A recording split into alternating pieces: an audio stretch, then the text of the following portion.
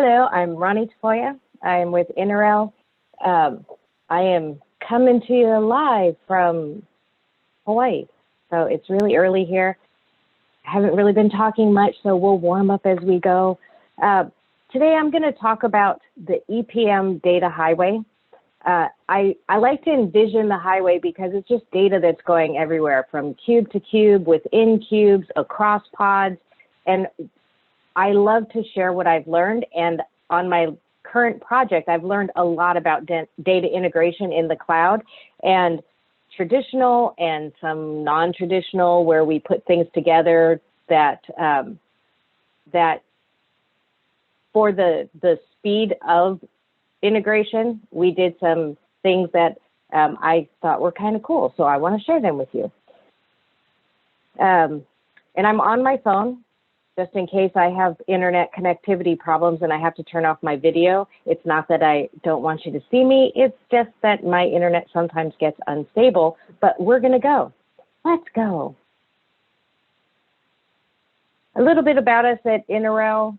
Sorry, I have to close my Zoom. Okay.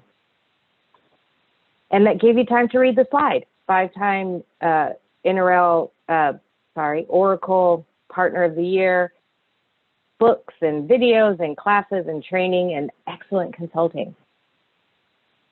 We have, like I said, we have our books, we have Play It Forward videos, which have not only information about products and updated releases, but little tech tips that help that I Google when I need to know how to do something, and I just love that my company has them.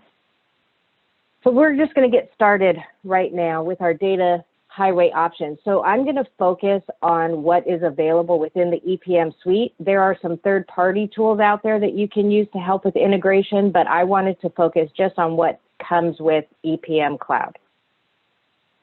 And we're going to talk about all of these options where we have XRight, which is our tried and true BSO calc scripting. We now have Groovy scripting. We have the user interface export import, and I like to say export import because we import what we export. It's that whole chicken and egg, what comes first. We also have data maps that we can now go in the cloud, and as we talk about this, I'm very excited for when Oracle has pod-to-pod data maps. That's going to be awesome. And we have data management and integration. And the integration is more what the user interface, what you can see without actually going to data management, what the users can use from the user interface. Kick it right off with old school XRight and XRef. So this is basically ways to pull data from a cube or push data to a cube. And the key things to remember is with XRight, well, XRef, you are pulling from whatever cube is running the script. And if the block doesn't exist in your target, it won't bring data over from the source. So if you have data in your source, but you don't have a block in your target, the XRef will not bring it over. XRight, on the other hand, pushes from wherever you're running the script from to your target. So it will create a block. However, you can't XRight from an ASO. You can XRef, so you can pull data from an ASO, but you can't write data to an ASO. So these are very handy tools, and I'm going to show you some examples. So everything that I talk about, I'm going to show examples. And Oracle, even within the frameworks, uses both XRight and XRef. So what I really like about it is Oracle uses all the features available, and we take that concept and we use what works best for our situation, just like Oracle does. And I'm really glad that they have some good examples for us. Here's an example of an XRef command, and this is coming from the Workforce framework. And what it does is, in Workforce, a little bit of background for those of you who don't know the frameworks, there are two cubes. One stores all your rates and the other stores the information like your expenses and your head count. And what happens is when you run the rules, it will pull the rate from the rate cube, which is the subcube. It will pull that information into the main cube that you're calculating. And so you can see here how it's doing a whole bunch of really fancy stuff where it's using concatenation and your current member of whatever the account is, but it's doing an XRef from a BSO cube. Here's an example of an XRight, and the top example, this is from the project framework, and this is how project pushes data over to the financial cube. So within the frameworks, like I said, they use whatever works best. So when I push data from capital to financials, that's using a data map. When I push data from project over to financial, it's using an XRight command.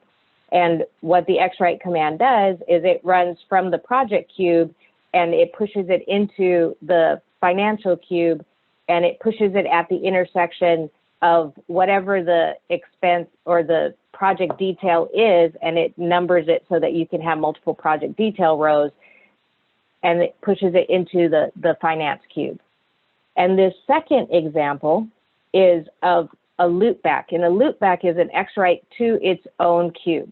And I use loopback in this example. I use loopback because I need to be able to create a cube for next year, right? So year being sparse, if I'm doing opening balance and closing balances, my January opening balance is equal to my December closing balance, but the block doesn't exist, so nothing calculates. Like my mentor, Glenn Schwartzberg, told me, if the index can't find it, it can't do anything with it. So we have to create a cube, and using that loop back, because XRight creates blocks. Sorry, we have to create blocks, not cubes. It'll XRight back to the same cube with this loop back, and it pushes the data from December closing balance to January of the next year. So that's just an example of how you can use an XRight within the same cube or a different cube to create blocks. Data management is, it comes from FDMEE. It's put into the cloud as data management. There's now some things, for a while there, FDMEE did a lot more than data management did. They've gotten a lot more of that parity. And now there are some things that data management can do that FDMEE can't do. But these are some of the things you can do where you can load files, you can integrate with different EPM products like FCC. You can go from cube to cube. You can pull in from Oracle Financials. And now there's even an agent. And what the agent allows you to do is connect to any on-prem system that has a JDBC driver. So if you have a JDBC driver, you can write the SQL to go directly to that source. You no longer have to use a file, which is actually really, really cool, because it also can do the write back, where the write back is coming. I'm not sure if it's here because things happen so quickly. But the agent allows you to drill back and load from a relational table. And this is an example of, since we're talking about integration and not loading data specifically, but integrating between cubes, this is an example of data management job that loads cubes between instances. So what this is doing is this is taking data from a BSO cube and it's pushing it to an ASO reporting cube. And the way that you do that is when you set up your target application, you give it the URL of the your target, and then your username and password, and then that sets up the ability to write from one to another. Then in your input format, you map the source, which in this case is our BSO cube, to your target, in which case that's your ASO cube. And in our instance, ASO had an extra dimension of intercompany. So we handle that in the mapping, but it allows you to even integrate data between cubes that have different dimensionality. And then in the load rule, you do your import format, you create a location, you have your period mapping, all the things that you would do for a regular integration. And then when you create your load rule, you actually tell it what you want from each dimension to push from their source to your target. Now, the things to remember are, if you have a dynamic parent of a sparse dimension, then what happens is it pulls all the level zeros of that dynamic parent, and then it loads that. So if you have a non-dynamic, a stored parent, then you can fix on that. If, say, I'm pushing from a a cube that has more dimensions than my target and it's all stored, I can actually click, I can fix on the parent and just push that parent number.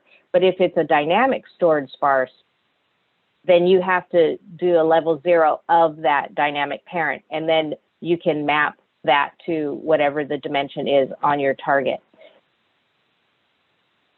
And a little thing we learned is if you are doing an integration with your source being a BSO, what data management does in the background is it builds a BSO calc script that does a data export command. So it'll give you columns across and your accounts. It kind of sets up those set commands for your data export. It does that automatically and you can't change that. And what it does, it puts periods across as columns and everything else is rows, and it creates that data export command. If you are doing an integration where an ASO is your source, then it creates an MDX export command. So it's kind of cool how it uses the features that are there in order to integrate between two cubes.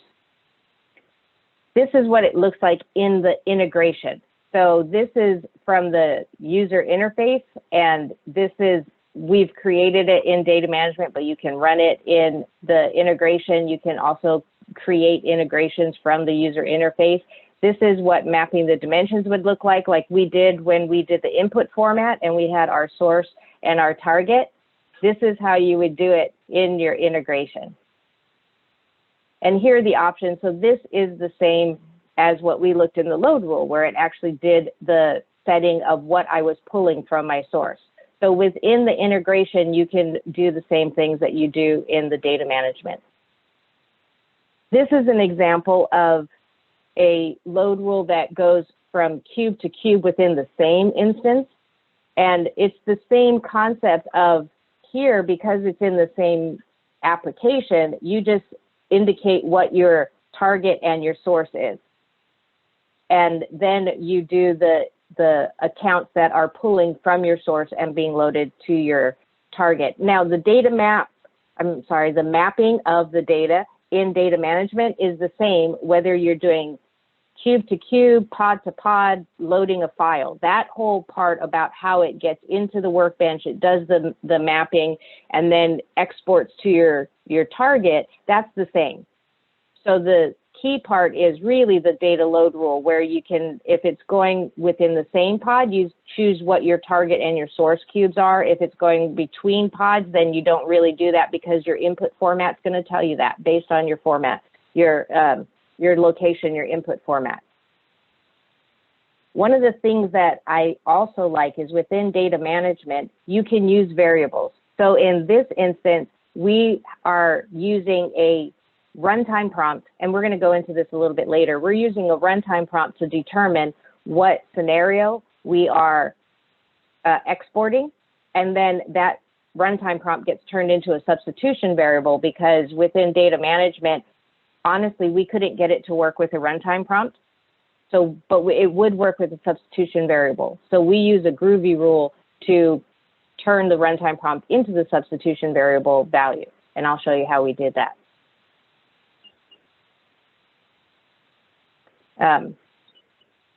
With data maps. Okay, so data maps is a cloud concept. On-prem in 11.124, I know, maybe 11.123, 500 as well, there was the concept of being able to take data and push it to an ASO cube. It's kind of the same concept. Data maps, though, we can go from a BSO to an ASO or a BSO to a BSO. Now, you can't do a data map to itself. So your target and your source can't be the same cube, and your source cannot be an ASO cube, but you can do data maps from BSO to BSO, BSO to ASO, and you can also use a data map to strategic modeling. We have a slide for that as well. Some of the things that to keep in mind with the data maps is that you can attach them to a form. That's what we call a smart push. So if you create the map, that's the data map. When you attach it to a form so that when the users save, it can push their data to another cube, that's a smart push. Another thing that's really cool, and this is something else Oracle did within the frameworks that I love and I've used before, is you can actually do some mapping in the sense that I can have a smart list value on my source and use the smart list to push to the dimension in the target. So for example, what Oracle does in the capital and projects framework, which I really, really like, is they have a smart list of what are you integrating to. So what financial account is the depreciation for this asset class going to? And when the map runs, it will use the value of that smart list for that asset class and line item, and it will push that to the right account in financials. So you can do a dimension to dimension mapping, or you can do a smart list to dimension mapping, which is really nice. And this is just some information about data maps. If the mapping is the same, then you can just say dimension to dimension, because within my planning app, I have this account or cost center in both, or entity, for example. By default, it will select the level 0 of the dimensions, assuming you're going to push everything over. You can change that. You can update that. Now, I really, really like exclusion. So you used to have to cherry pick sometimes, but if you had, like, say you had a group of accounts, but you wanted everything but 2 drivers, you would have to choose the accounts above it and the accounts below it. And if something changed, then it's harder to maintain. Then Oracle added the ability to exclude members. So now I can say, give me all the level 0 of this except for these 2 members. And so no matter what else I add, I don't have to, even if I add other parents, I don't have to then indicate and add to this, because really I just know that I'm always going to exclude these members. I think that's huge. The other huge thing is that data maps are coming where you can go from pod to pod. Right now it's within the same pod. But as soon as we can go from pod to pod, that is also going to be huge, because it gives you another tool in your tool belt for data integration. And just some things to keep in mind: if you're going to push to an ASO cube, then you can map the level 0, the smart list to dimension. So I can have a smart list become a dimension in my ASO cube. And if you're going to do that, then if you add to the smart list, you can synchronize the data to the ASO cube. I'm going to tell you, when it says smart list, something else I learned at another client, it means a smart list that you build. It doesn't mean a smart list driven by metadata. But if you create a smart list and that smart list is a dimension in your ASO cube, then this mapping will create data. It's what the workforce framework does with the workforce cube, is it takes the value of the smart list and it creates dimensions for better analysis in the ASO. So you can do that, but it's only if the smart list is something you build and not something derived from metadata. I learned that the hard way. You can also do data maps of data to and from strategic models. And it's really cool. You used to have to use Groovy. Now they have the ability to use these data maps, and it even has additional mapping, which we're hoping comes to regular data maps. But you can use data maps to pull and push data from models. And this is what I'm saying, is that you can actually edit and do your mapping to say, in my source, which this is going from a model to a BSO cube, I'm saying that the source of my model is base, but the target is working for a version. So I'm mapping a scenario and version because in strategic modeling, I didn't have a version. So I can do this complex mapping in my data map for strategic modeling. It's really, really cool. Smart push, like I said, is when you attach a data map to a form, then you can either push everything from that data map, you can select overwrite, you can use the context from the form. So if my data map says push everything in entity, but my form is only for a specific entity, I can use that context for that dimension, and it will only push the entity that's in my form. And also, just a little tidbit that I learned is the order of operations in a form is that Well, the order now is if you have any Groovy rules that run before save, those run. Then it saves your data, then it runs your rule, then it pushes your smart push results. So if you wanted to, just FYI, that's how it works, is that it does the business rules and then it does a smart push, so you can push before and after results if that's what your data map does.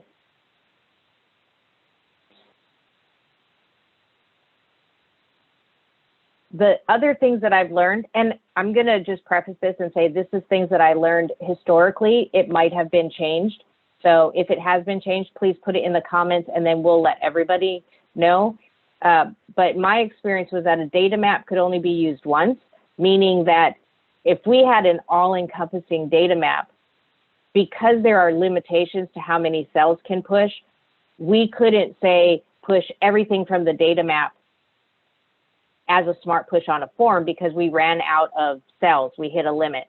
So we actually had to break our data maps up because we couldn't add the same data map more than once with different overwrites. You know, like maybe I would only have so many accounts for the first push and then the second push would be a second set of accounts. We had to create multiple data maps in order to do that. Another thing is that smart pushes honor access of the user. So whatever you can read of the source, whatever you can write to the target, it honors that security. So if, for example, if your ASO cube is read-only, then you can't use a smart push to push data to that read-only if you're not an admin, because the user doesn't have write access to that ASO cube. So smart pushes honor your security.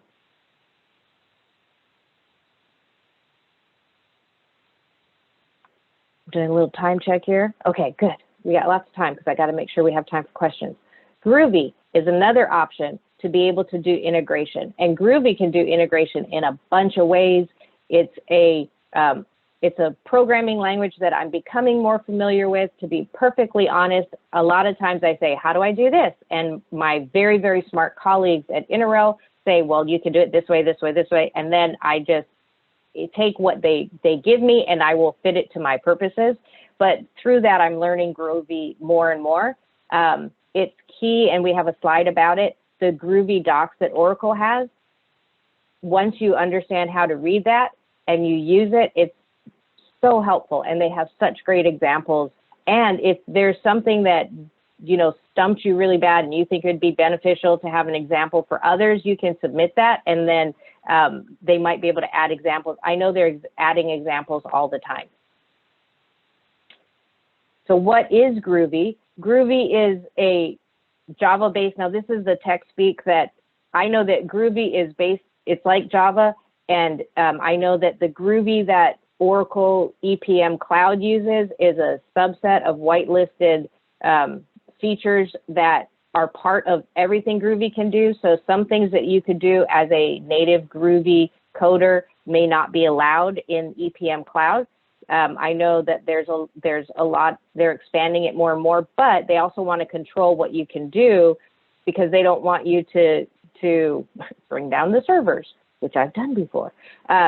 So there's the Groovy code that you can use, and it helps you to do a lot of things. You can use Groovy to create dynamic calculations, dynamic fixes based on what's on the form, only run calculations against edited data. All of that is awesome what Groovy can do. It can do data validations before you run, you know, a form validation, like if you enter something above and below a threshold. In the BSO only days, you would have to run a script that would do that check and then error out. But like I said, the form saves and then runs, so the data was still there, but then the rule wouldn't run. So we always had to like come up with a way to delete the data if it hit the error, you know, things like that. With Groovy, you can check those sorts of thresholds before you even save the data. So there's so much that Groovy can do. We're going to concentrate on what Groovy can do for data integration. So what we're going to look at is we're going to look at the data pushes. But like I said, this is some of the other things that Groovy can do. I've just recently started doing Groovy scripts against ASO, and that's pretty cool because anyone in the cloud knows that with the Calc Manager, you had to use the graphical, and now you can write Groovy code, and they're adding methods and classes for Groovy, for ASO. They're adding them all the time. So it's really, really cool. For data integration, you can execute a data map or a smart push, meaning that you can have a business rule that executes the data map or a business rule that executes the smart push. And with the smart push, you can even have it execute a different smart push based on what form you're in. So once again, Groovy is really, really robust. You can do it with the BSO as well. You can have a smart push just attached to the form, but with the Groovy, you can actually dynamically create a smart push, which will show you the code for that as well. You can also use Groovy to save a grid. So when you save a grid with Groovy, it kind of acts like a spreadsheet, and you can save data from one cube to another. You can save data from, if you have hybrid and you have dynamic sparse parents, you can save it from the parent level into a level 0. There's a lot of things you can do with that. A key note about using Groovy to integrate from ASO to BSO is you cannot run a data map from ASO to BSO, but you can do a save of a Groovy grid from ASO to BSO. So we've had to do that before as well. And you can account for different dimensionality within your cube based on how you do POVs. That's how we do it. You can also extract data into a CSV file. So there is an extract command within Groovy that creates a CSV file and puts it in the inbox. And then you can download that file and use it to integrate to another file or as a backup, or as we did data validation. Some things to keep in mind is that there are cell limits. And the error that you get basically will say that you're unable to load that grid because of cell limits. Sometimes it'll give you what the cell limits are. I think it's 3 million cells. And this is cells before data suppression. So this is possible cells. Like, you know, when you zoom in SmartView and it says that you've exceeded the combinations because it's before suppression, this is also before suppression. And that a data grid saves like a SmartView. And what I mean by that is if you had a really large SmartView spreadsheet and you went to upload data and you had a duplicate intersection with different values, the last value that SmartView loads overwrites all the other values, right? So it doesn't add to, it overwrites. And doing a data grid save does the same thing, which we also learned. I mean, it makes sense. I mean, it makes total sense. It's a grid. It's like SmartView. But it didn't dawn on me when I was doing mapping, because within your Groovy save, you can do mapping of your target, your source to your target. Like I said, I could take the dynamic parent and I can rename that dynamic parent to the level 0 in my target, and it'll save to the level 0. But if you create a duplicate intersection, it's going to overwrite the data. So lesson learned. Some of the other things that you can do with maps and smart pushes is you can execute the map, but you can allow it to override data. Just like if you have a smart push, if you have a map on a form and you say use the form context, you can actually have overwritten data so that it's only going to push the parts that you specify as opposed to everything in the data map. Like I say, you can also create a smart push on the fly based on things that are entered, based on things that are on form. We're going to show you kind of all of that. And basically, when you have a Groovy rule, you just add it as a business rule, and you can run it after save. So if it's a Groovy rule, you have the option of running before load, after load, before save, and then before save and after save. So if it's a regular BSO, you can either run it before load or after save, but it's Groovy, you can also run it after load and before save. So if there's something that you want to prep with, then you could run something like after the load so that it can get data on your form correct, or not correct, but what you want to display. And then you can do your validations and have those run before save. This is an example of the Groovy Doc Documentation. This is the URL where you get it. You can also get it from the Academy card on the homepage. There's a link to the Groovy Docs. It updates, I was gonna say constantly. It updates very, very frequently as Oracle adds more to it. So they are constantly listening when we ask for things. They're giving it to us, unless it's bad for us. So if there's something that you really wish Groovy could do, then you can ask for it. If there's, if you want to see what is available, and like I said, they have examples all over the place, which is great. So from the Groovy documentation, I pulled some examples of how to execute maps and smart pushes. So this is an example of using Groovy to say, if the application has a data map called cube link 1, then run it, which is the same thing with an execute. And the true means that I want to clear my target before I load. And it knows what to clear based on what's in the data map. So this is a Groovy script that you could put in a business rule, and all it does is it's going to launch this data map. This is an example where I have a data map. If it exists, I'm going to execute it, but I'm going to overwrite these dimension values with what it's making me enter. So I have a runtime prompt. So you set up your runtime prompts, and that's what this is doing. This is how Groovy sets up runtime prompts. In BSO, if the runtime prompt is there, it just knows. In Groovy, you identify them on the top. And what it's doing is it's taking the same data map, but it's limiting it to based on what I entered. And at the same time, it's also clearing out the target because that's set to true. And here's an example of where it's not explicitly clearing it out. And what this is doing is it's dynamically creating a smart push. So once again, I have my data map, and this time, instead of getting the data map and executing it, I'm creating a smart push, and I'm executing the smart push with the override values. And I really like with the Groovy, it kind of reminds me a little bit of like VB, where you can, or even MDX, where you can add, you know, extra at the end. So here's an execute of the map. Oh, but I want to execute it as a smart push, so I'm going to add this create smart push. So I do like how it kind of can build upon itself. Here's an example of executing a data map as well. And in this one, we also have runtime prompts. And this is an example of how within the framework, we push a data map. So this is pushing a data map from project to CapEx, and it's looking for, well, let's see, we're going to go through this. So we have what the project is, that's the dimension. We're going to have our runtime prompt values for entity and project scenario version. We are going to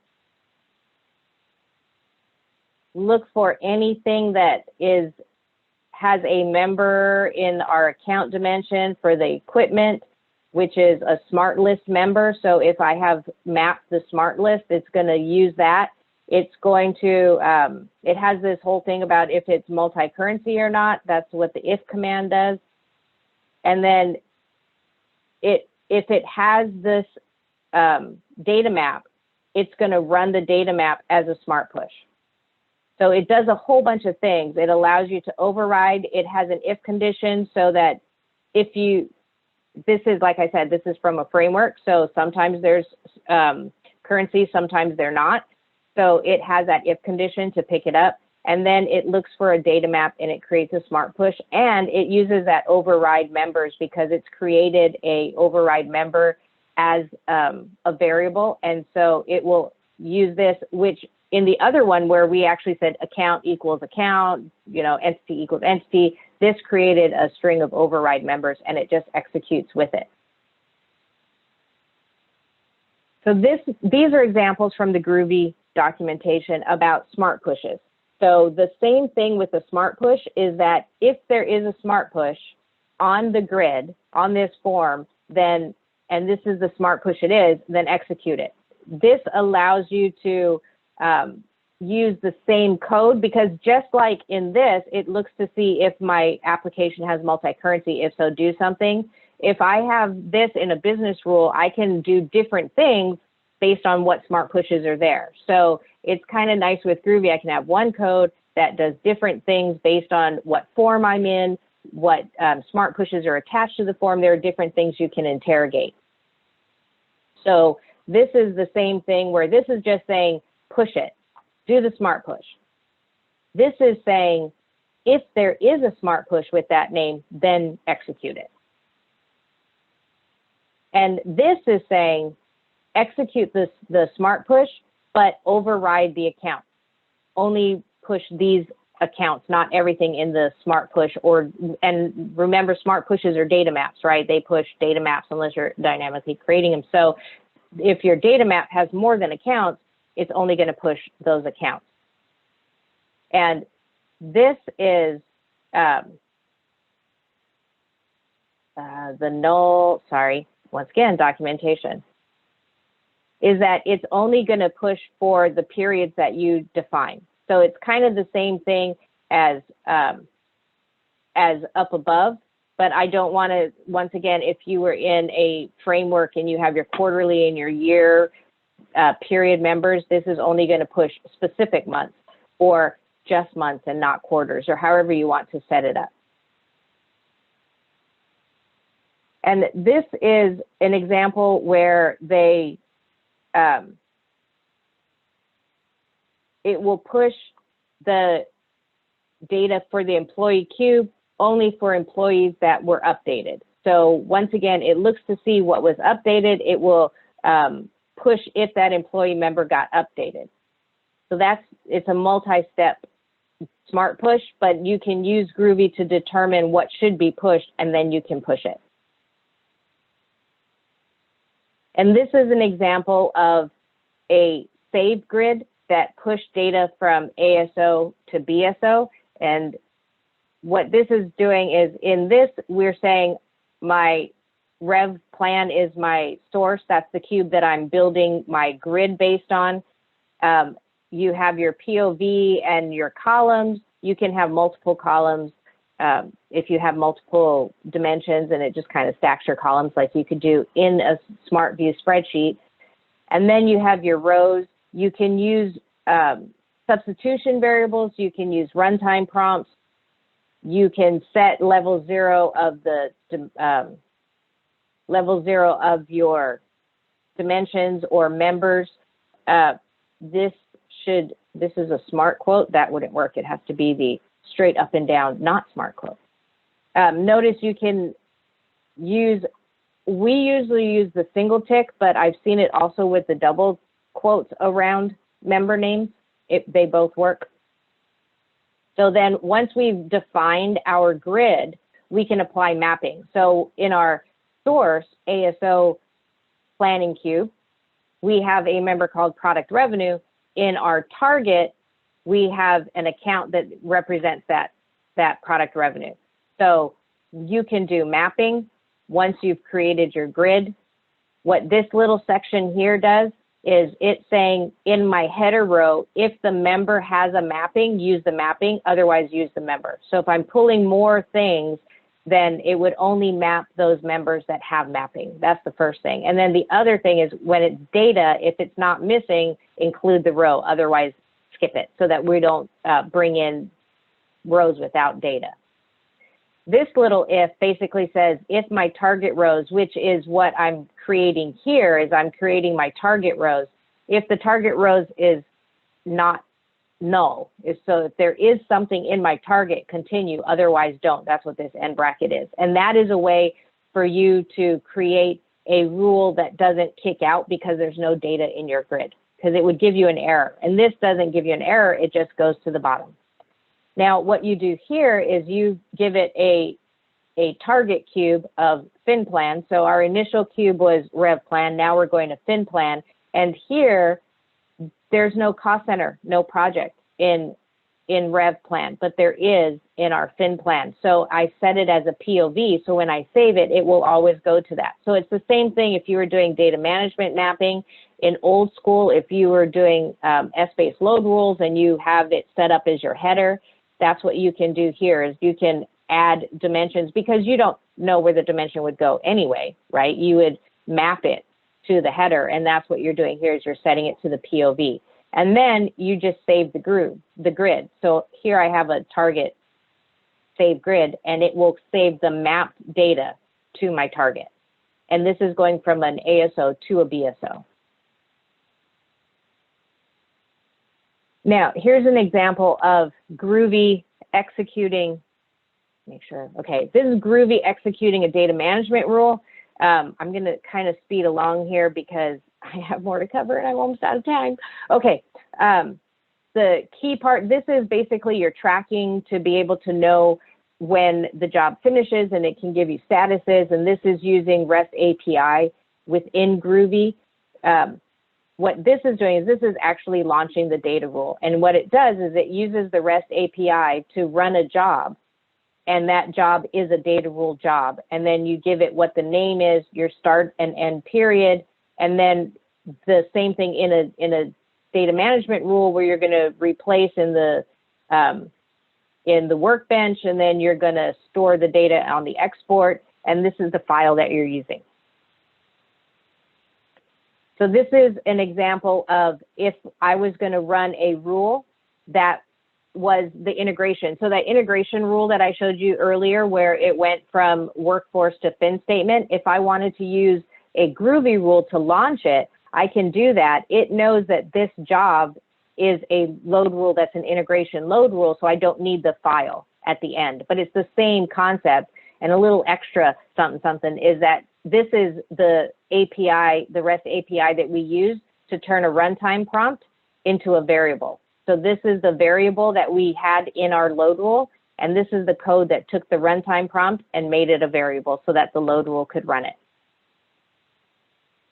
Okay, the export import. So this is what OnPrem, it's the planning utility that is OnPrem. In 11.123.500, I think, it went into the user interface. You didn't have to just type it out as command line. So this is available also in the cloud. You have to have your dimension, your driver dimension. It can be any dimension. Your column dimension has to be dense, or you'll get an error. And then you can set your POVs. There is a block limit, cell limit as well of 3 million. We had one where we were pulling so much data that it gave us the error. We had to split it out between current year and future years. That's, you know, you just got to kind of play with the thresholds. When you import, because I'm going to show you how you could do some mapping, right? But if you import a BSO and you have that intersection, the duplicate intersections, like I talked about, I did mapping, and it treats it like a smart view where it overwrites. An ASO will add to within the same file. If you have multiple files and file 1 and file 2 have the same intersection of data, it will overwrite the file 2 data will overwrite file 1. But for BSO, even within the same file, it'll overwrite.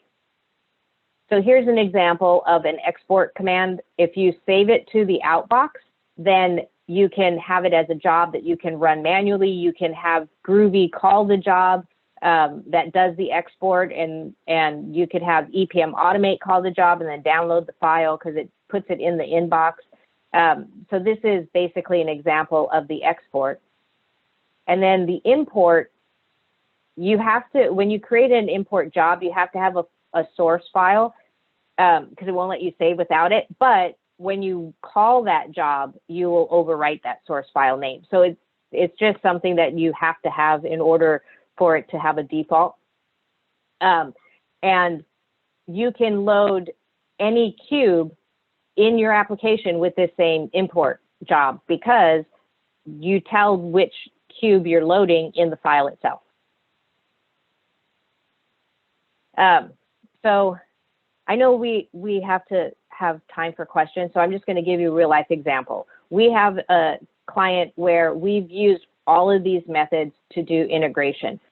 We, at one point, we were integrating from cube to cube, that workforce to financials. The issue is that we can only do 1 year at a time. So within data management, you can integrate, you can pull 1 year at a time, but our substitution variables were multi-year, so that wouldn't work for us.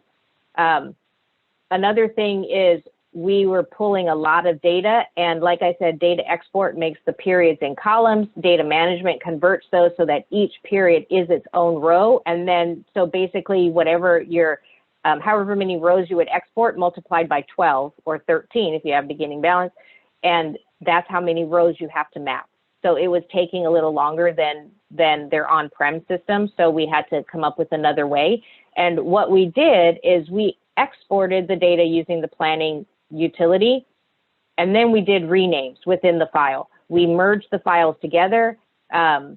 We used a third-party tool. You could do it in lots of different ways, load it into Access. We use a third-party tool that would also sum it together, because when we did our mapping, we sometimes got duplicate intersections, so we did a sum and all of that. So we exported data. We did our replacements. We merged the files. We uploaded the new file to the new cube. We loaded that new cube, and that entire process for 5 years worth, maybe 2 million rows, took, I think, 6 minutes, including all the replaces.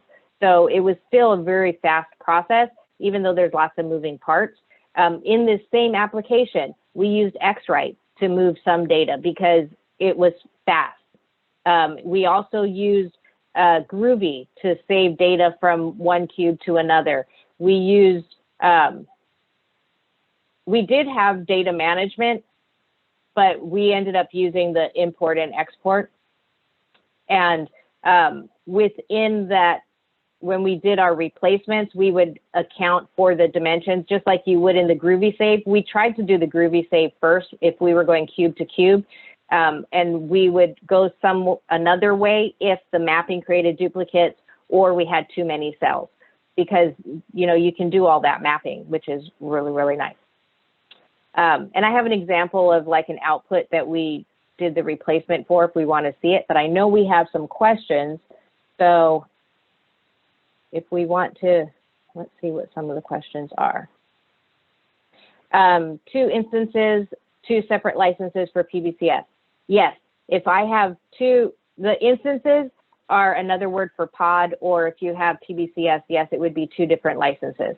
If it's databases within the same application, then that would be a single instance.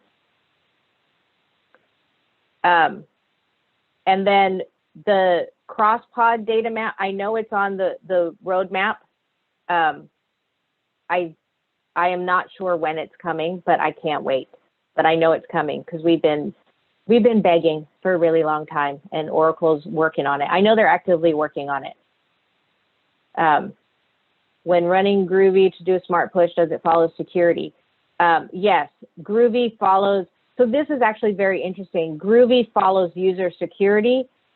So the smart push would use user security. I know that there are methods within Groovy that allow things to run as admin instead of as user, but I am not sure if it applies to smart pushes, but we can find out and we can let you all know.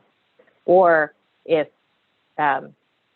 Josie knows, because I know she's listening in, she can add it to the chat. But I know that there is a method to be able to run things as admins, because when I run a BSO script, it always runs as an admin, which sometimes does too much.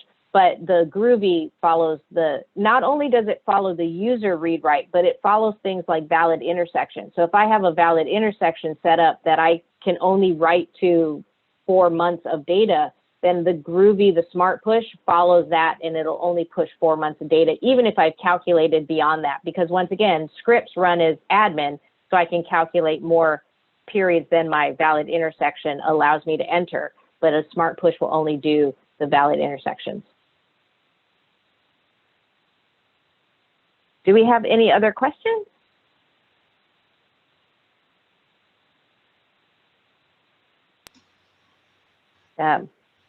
All right, then I think I am gonna stop sharing because I'm done. Great, thank you so much, Ronnie.